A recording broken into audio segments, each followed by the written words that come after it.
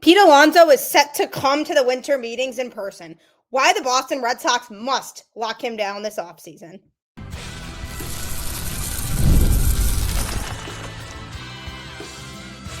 You are Locked On Red Sox, your daily Boston Red Sox podcast. Part of the Locked On Podcast Network, your team every day. Hello, and welcome to Locked On Red Sox, your daily Boston Red Sox podcast, part of the Locked On Podcast Network, now the #1 sports podcast network. I'm your host, Gabby Maljanian, former ESPN social media associate and current host of the Boston Balling podcast as well. And I am here to bring you the latest in all things Boston Red Sox, Monday through Friday, straight to your favorite podcast feed. And want to know the best part? It's free. So make sure you tune in because Locked On is here for you every single day. Today's episode is brought to you by FanDuel. If you want to be right in the middle of the action this season, visit FanDuel.com and place your NFL live bets all season long. Happy Tuesday. Happy winter meetings. Welcome to the show. Things are happening. Discussions are being had. Rumors are going around regarding teams and players and who's associated with who. On today's show, I'm going to be discussing a big player that the Boston Red Sox are linked with that could be an actual game changer for this team going into 2026, as well as the fact that the Twins may decide to keep Joe Ryan and the Red Sox depth that they have available to be moved. So the winter meetings are a big time in which GMs get together and meet and talk and try to work through deals, and free agents sometimes sign contracts, and things start to really happen because while you feel like the offseason is relatively slow before the winter meetings, although this year in particular, it feels like it's been a pretty solid offseason so far in terms of movement. This is the time where things really start to pick up, is at the winter meetings when a lot of people are here in person trying to work things out. And Pete Alonso, one of the highest caliber free agents available on the market this year, is set to go to the winter meetings in person today, leaving his home in Tampa and going to meet with multiple teams who have interest with him this offseason. Now, it hasn't been confirmed that he's going to meet with the Red Sox specifically. That is a report that has been a little bit confusing, but sources close to Alonso have not confirmed that he's meeting with the Red Sox definitively in particular. Craig Breslow didn't confirm that either. He just said we hope to have a lot of meetings this week. So that's not obviously saying directly, yes, he's meeting with us, or no, he's not meeting with us. But sources close to Pete Alonso have confirmed that he has expressed interest in the Boston Red Sox. So there obviously is some mutual interest there because the Red Sox know that they need a middle of the order bat to slot into the lineup to replace what they're missing after trading Rafael Devers. And Pete Alonso is a guy who no doubt could be a game changer for the Red Sox because the Red Sox didn't have a lot of offensive firepower in 2025. They were a team that was good at manufacturing runs and was able to find ways to score in other capacities. They just didn't really have the home run ball a lot.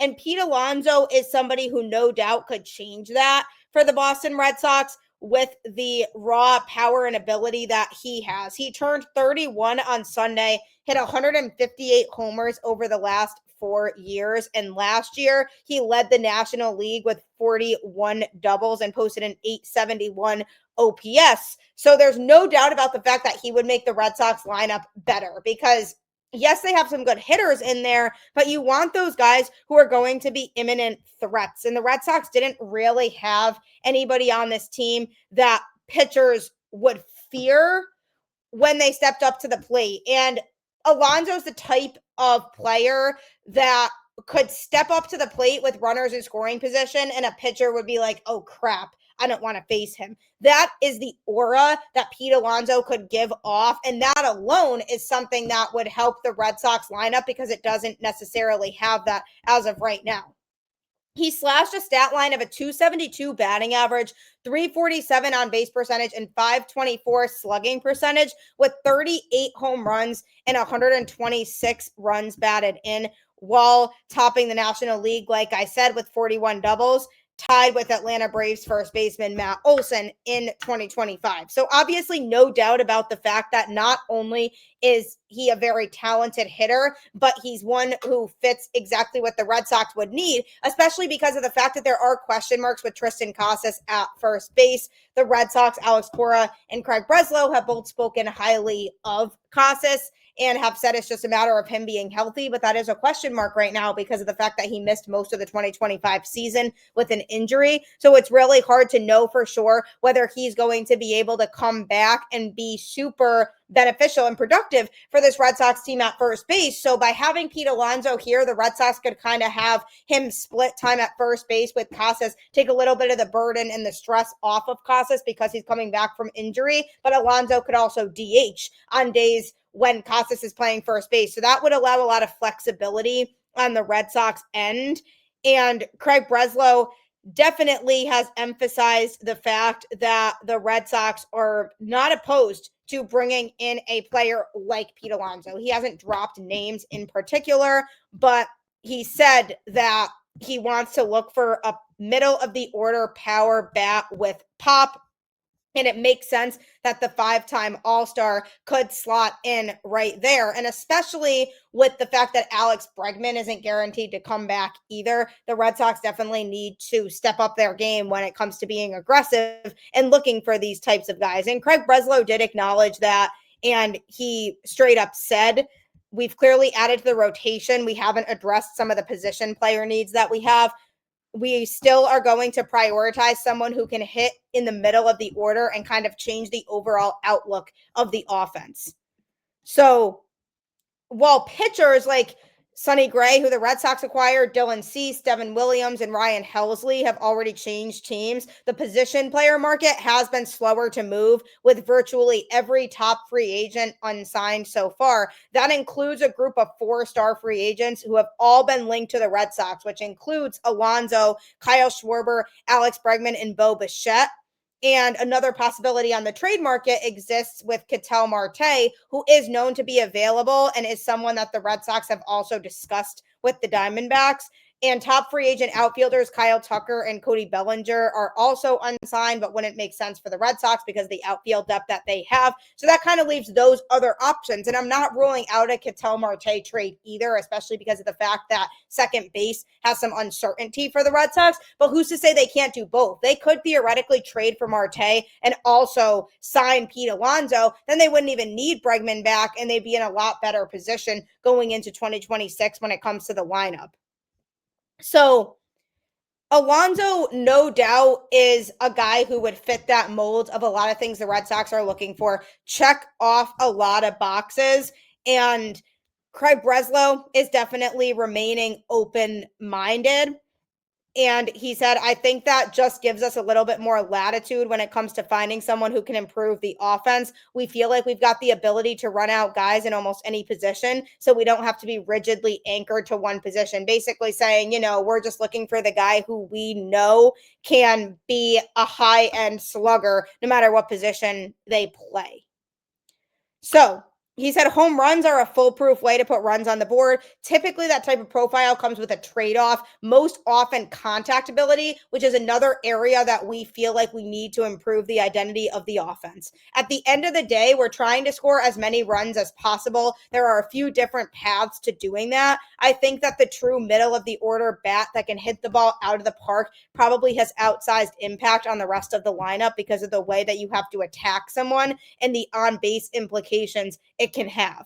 We're going to consider all ways of improving the team, but finding somebody in the middle of the order who hits the ball out of the park is a really good place to start. So it's very clear that that's where the Red Sox are focusing their efforts right now. He didn't rule out adding more pitching additions, especially with the fact that the Red Sox do have a lot of pitching depth right now. But Breslow has made it clear that because they have made a couple pitching additions this offseason, they're kind of turning their attention to the lineup, knowing that that's their biggest area of need.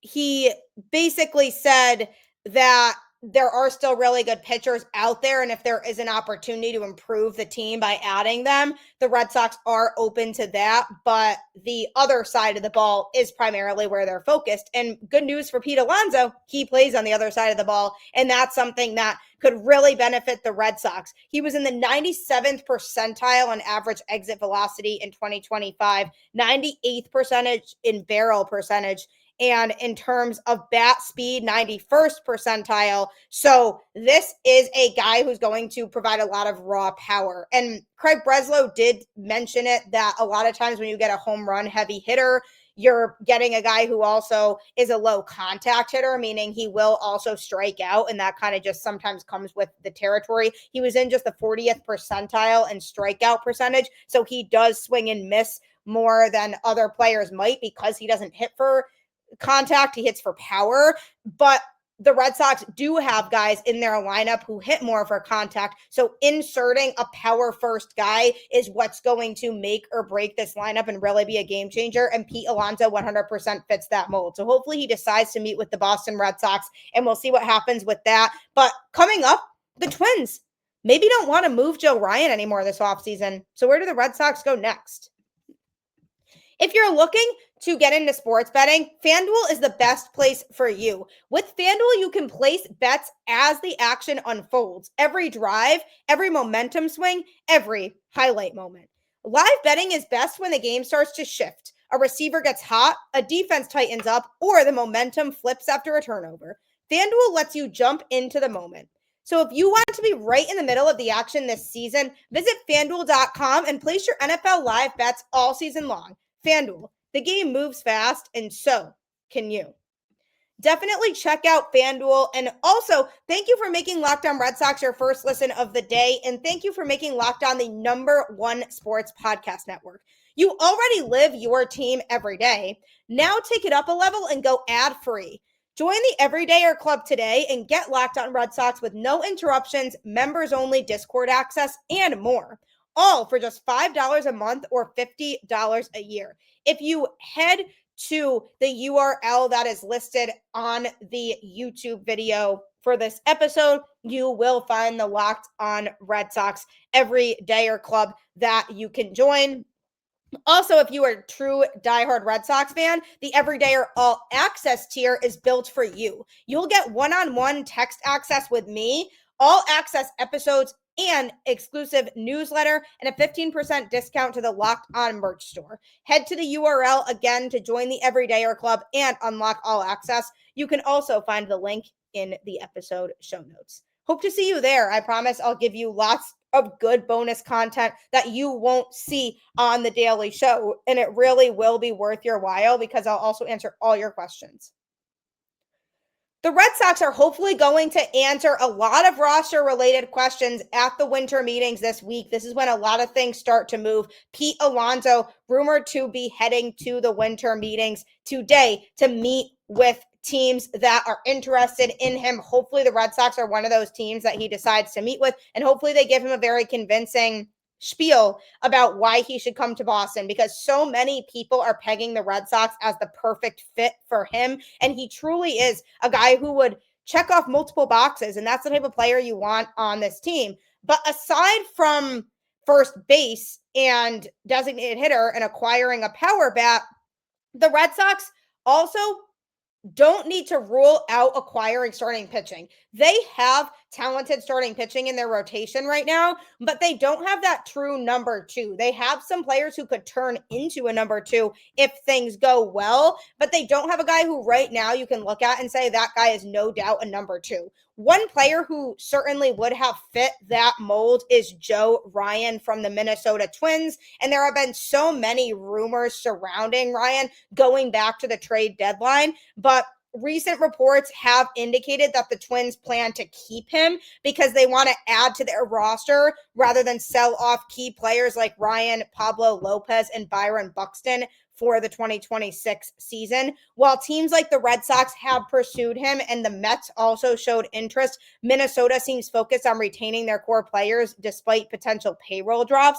making a trade unlikely for now, which definitely surprises me because they have assets and the Twins are the type of team right now that really should be trying to get something for some of those assets instead of trying to build around them and then have that all potentially backfire in their face. They definitely have talent that they can build around, but it's disappointing because I definitely was eyeing Joe Ryan as a potential trade piece for the Boston Red Sox, a guy who I was hoping that the Red Sox would at least be in conversation about, but it doesn't sound like the Twins really want to move him.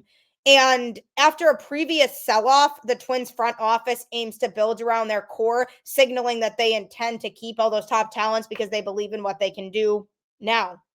So good for them, but he's a valuable young pitcher with an all-star nod in 2025 and strong control, making him a very attractive trade piece, especially if the Twins decided to rebuild further. So if by chance they change their mind, the Red Sox should definitely still be in the mix. So the Red Sox, knowing now that the Twins aren't interested in moving him, they have pulled back on their pursuit because they probably said, okay, we should probably focus on other pitchers if we want to acquire somebody because they don't seem like they're interested in moving him. So who could be a possibility? This is where the idea comes in of the Red Sox having to try to figure out who would be the best fit moving forward. Who is a guy that they could no doubt slot in behind Garrett Crochet and would resolve a lot of problems and would no doubt be a number two?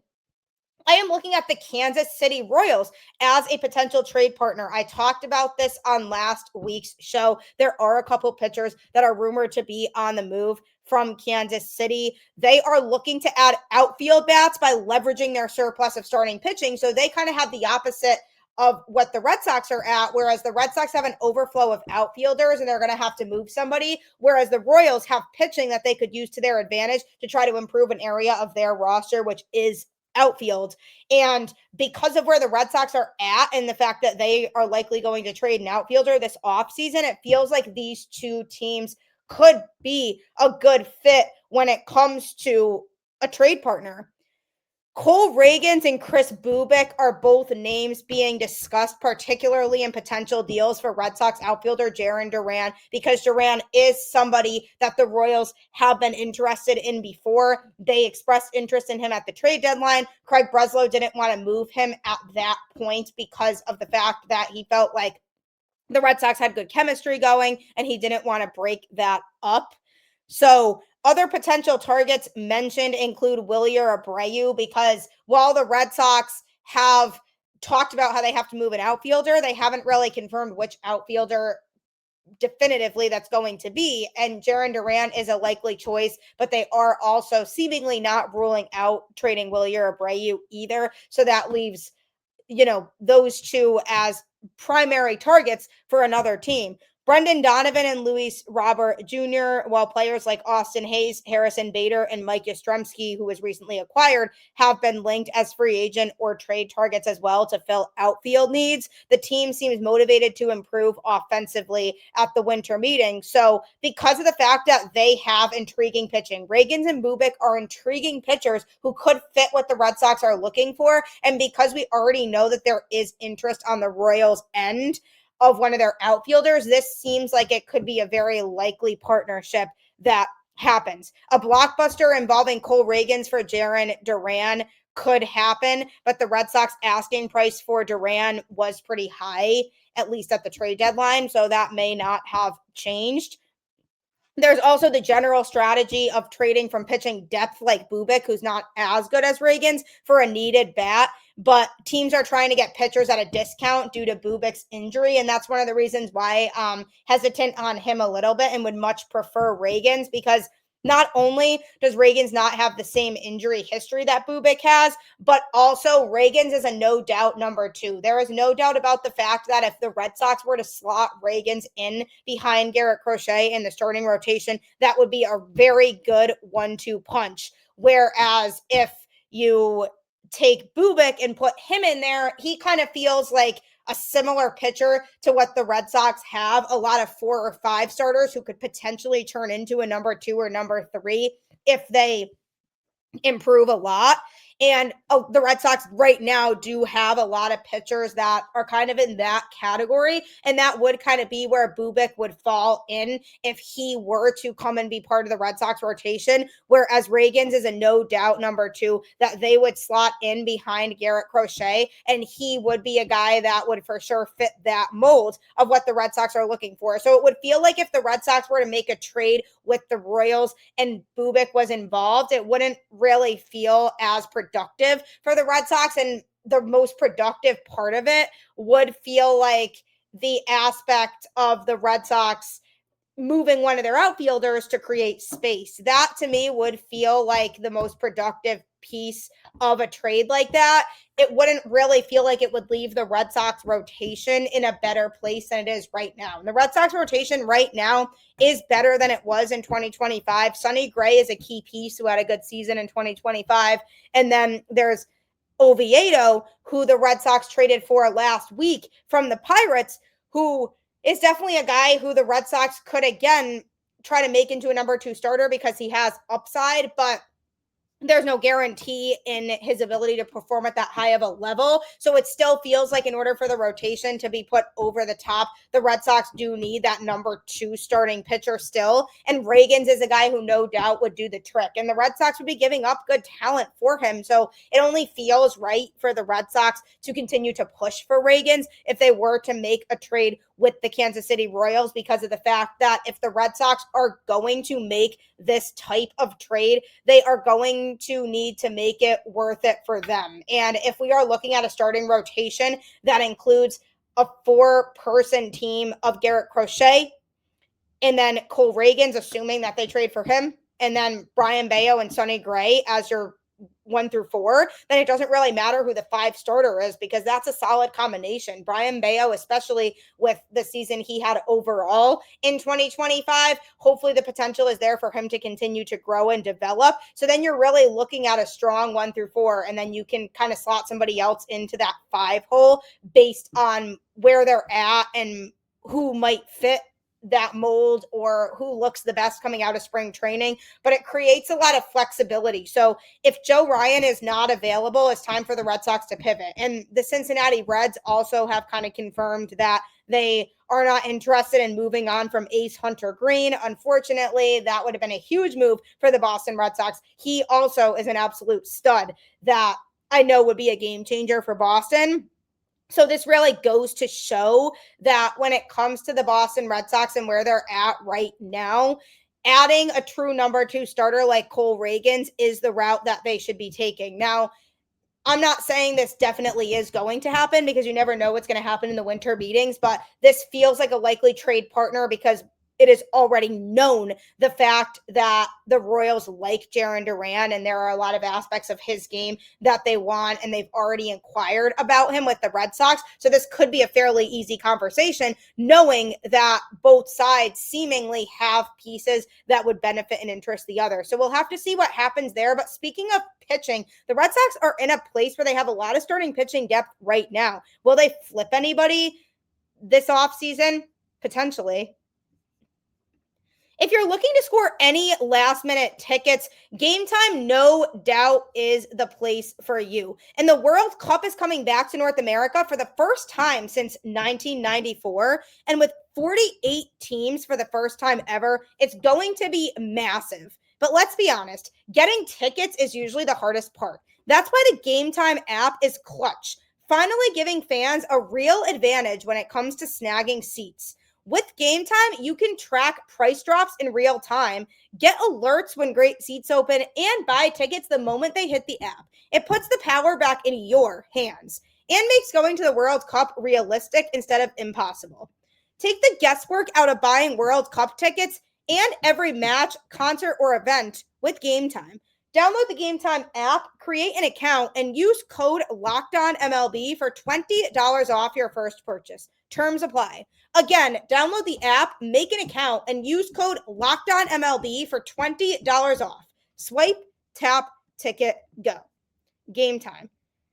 Game Time is truly the best ticketing vendor. I have not found any better ticketing service because of the fact that it gives you the view right from your seat. It's cheaper than other ticketing vendors, and it'll make your experience so well worth it. So make sure that you check that out the next time you're going to a live event, as well as checking out our Everydayer Club to get ad-free episodes and an Everydayer Club Discord server to have easier access to other Red Sox fans and myself. And you can get all exclusive content if you subscribe to the all access bundle. So make sure you do that as well. Lots of big things coming for Locked On. The winter meetings are this week, which signifies hopefully big moves for the Boston Red Sox.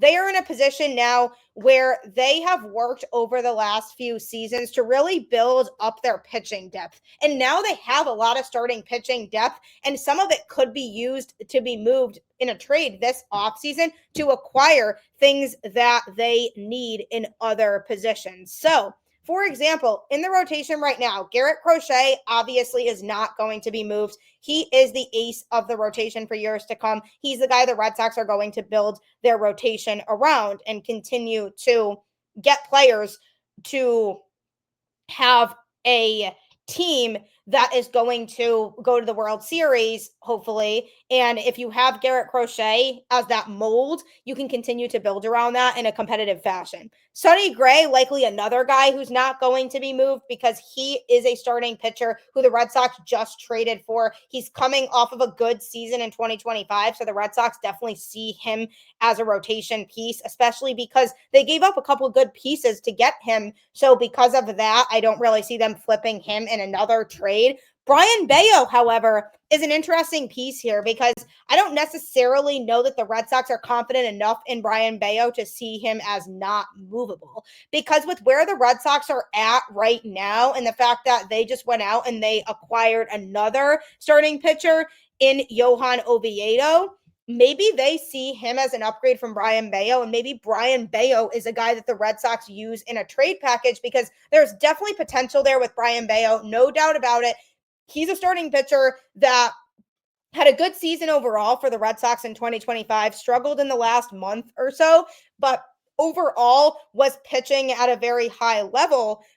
And that's something that can make the Red Sox optimistic moving forward. However, because of the inconsistency that he has shown over the last couple seasons, I'm not ruling out the possibility of him potentially being flipped. And then maybe him getting flipped leads to a true number 2 starter because they're packaging in an outfielder and maybe one of their other younger starting controllable pitchers in there, which is a lot of what the Red Sox have. And even for a bat as well, it doesn't necessarily have to be for a pitcher, but even for a guy like Ketel Marte, the Diamondbacks have already said that they're interested in young controllable pitching in return. And that's something that the Red Sox do have, especially in Connolly Early and Peyton Tooley, both players who made their major league debut in 2025, guys who the Red Sox definitely value a lot, but also guys who are not unmovable. I don't think anybody's unmovable unless it's Roman Anthony or Garrett Crochet. One of those two players could be moved. So if the Red Sox were to go to the Diamondbacks and say, we want Marte, we'll give you, Peyton Tooley, Jarren Duran, and Brayan Bello and maybe another prospect, maybe that'll do it for them. It would have to depend on need. Maybe they don't necessarily need outfielders, so they aren't as interested in Duran, or maybe they aren't interested in Bello because of his struggles. So obviously this is all a lot easier to say than do, and what people have to understand here is that the interest has to be there on both sides in order for these trades to actually work out. So when it comes to this situation where the Red Sox are at now, they have pieces that they can trade. And I would be very surprised if both of Peyton Tooley and Connolly Early are on the Red Sox roster to start the 2026 season. I would be genuinely surprised by that. I do truly feel like one of them gets moved this offseason. And then there's also Tanner Houck, who would be hard to move because he missed the majority of 2025 with an injury. And when he pitched in 2025, he struggled a lot. So his value is not very high right now. So even if the Red Sox wanted to trade him, they would probably have to wait it out a little bit, have him pitch first when he comes back, see how he does. and then look to move him. But Houck could be a guy they want to slot back into the rotation when he comes back. It's truly hard to say that for sure. So Peyton Tolley and Connolly Early a lot more likely to get moved than Tanner Houck. Hunter Dobbins is another interesting name because this is a guy who's had a relatively small sample size in a Red Sox uniform, but that small sample size has been very impressive. He has been somebody who was impressive when he made his major league debut, and then he unfortunately got hurt, but he has been amping up baseball activity, and he's excited to hopefully be ready to go for spring training. So he's a name that could go either way. If he's the name that the Diamondbacks need in order to complete a Ketel Marte trade, I'm saying absolutely. If the Red Sox have already offered a few more pieces and they say yes to that, but we also want Hunter Dobbins too, I'm saying yes. I'm not holding on to him. He's a guy who does have value and he's young.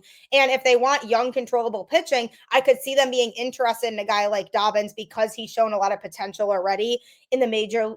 And he's a guy who the Red Sox value. So that could be a guy who the Red Sox say, we have enough pitching depth, so we don't necessarily need him. So maybe he gets moved. He's another option that could be thrown out there as well. Cutter Crawford, Patrick Sandoval, likely not getting moved. Both spent the entirety of the 2025 season on the IL. So I don't necessarily see either one of them being brought up in trade discussions because I can't see a team wanting to take that kind of chance, especially with the types of players the Red Sox would be looking to trade for. It would be hard to justify one of those players being a fair return. So if they're healthy, though, Cutter Crawford could make a comeback in the Red Sox rotation. Patrick Sandoval could be a good rotation piece or bullpen piece. So again, this all goes back to the depth that the Red Sox have. Then you have Kyle Harrison, the biggest piece that the Red Sox acquired in the Rafael Devers trade, a guy who the Red Sox believe in a lot, a guy who has serious potential and showed a ton of it in the minors and then got called up to the majors at the very end of the season in 2025.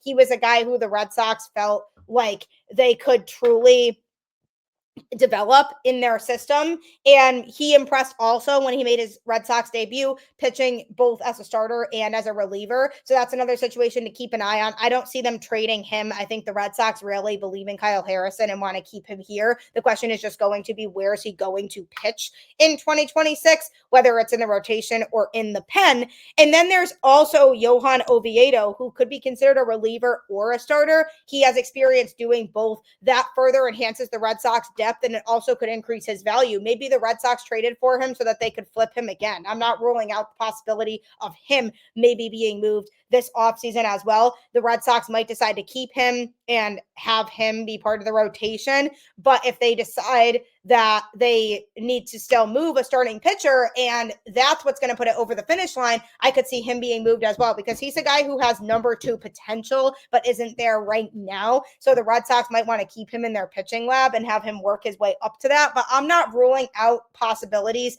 of a lot of those guys that I mentioned being moved for a solid bat or a number 2 starter. And this all reiterates why it's important to develop and acquire depth. You're not always going to get the most glamorous names when you're focusing on depth. And when it comes to the Red Sox pitching depth, they have a lot of it. So they have assets to trade this week. So buckle up. It could be a crazy few days here at the winter meetings, but we'll see how things go. I'm hoping the Red Sox lock down at least Pete Alonso. That would be a huge boost for this Red Sox team. He would be a great fit in Boston. He's already coming from another big market. So I think he would be fueled by the energy at Fenway, and his bat would just rake at Fenway Park. So we'll have to see what happens here. But thank you so much for making Locked On Red Sox your first listen of every single day. Make sure to keep subscribing and following the show. Also, did Locked On Red Sox make your Spotify Wrapped? Prove it on social media to secure a free month of our brand new Everydayer Club. Just tag our national Locked On Podcast Network account on any social platform, and we'll drop you a code. Be one of the first to join the Everydayer Club to get your favorite show ad-free and exclusive access to the members-only Discord channel. For those of you on video, we send you to the first ever 24/7 national Locked On Podcast Network YouTube channel. On audio, make sure you make your second listen Locked On MLB. So make sure you get involved with the Everydayer Club. You'll have so many more perks, and I will make it worth your while, I promise. So as always, keep the faith, go Red Sox, and I'll catch you on the flip side.